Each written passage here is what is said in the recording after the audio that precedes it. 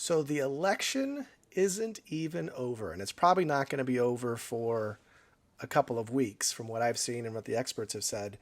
But what does that mean for real estate? What does that mean for prices? What does that mean? Should you wait or should you buy now?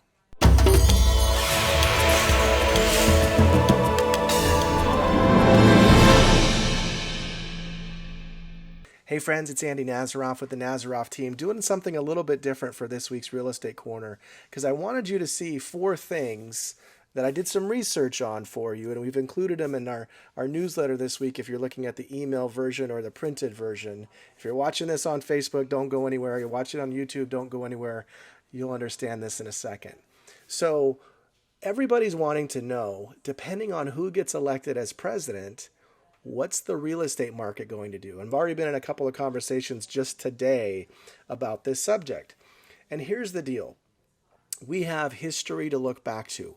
Regardless of who's been elected, I can show you for the past presidential cycles what happens in real estate, and there's pretty much a pattern you're going to want to know about. First thing, despite those circumstances over history over the past several presidential cycles, there's 3 things that are going on that will make whoever gets elected irrelevant to real estate. Number 1, demand right now all over the country is up.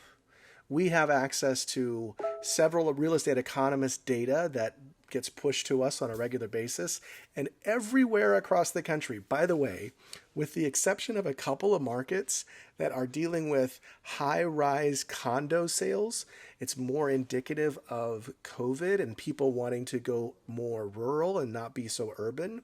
With the exception of high-rise condo sales slowing, the majority of the country has super high demand and fast-paced transactions.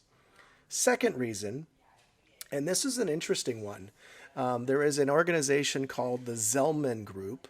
Ivy Zelman is the leader, and she's come out and said, well, she actually has her thumb on the pulse of the economics of our business. Many big banks and big national builders contract with her to feed them data. She has said all indications right now through 2021 is that interest rates are going to remain low. She said there's no economic incentive for them to slow inflation through 2021. That's regardless of who's in the office of president. Number 3, and I think this is one that is going to make me encourage you to move sooner than later, prices continue to get pushed up. Obviously, when you have high demand and low supply, like most of the country does, prices are going to get pushed up. It's normal economics. In our case, what we're seeing in new construction markets, lumber costs are also going up because the builder demand is so high. So that's pushing up home prices up even faster. You have demand pushing up those prices, and you have builders going, hey, we're going to wait to release this phase until we get a better handle on the lumber costs. And next thing you know, those prices have gone up 3 to 5%. So if there's a way for you to get ahead of that curve, it's a perfect storm. Sell your house, do a short-term in possession or rent back, so you only have to move once and buy the house that you want to buy. But here's the deal. Next year should go the same way past presidential cycles have gone. And this is what I wanted to share with you at the opening of this talk. Every presidential cycle, the first year of a 4-year cycle, performs the best for real estate.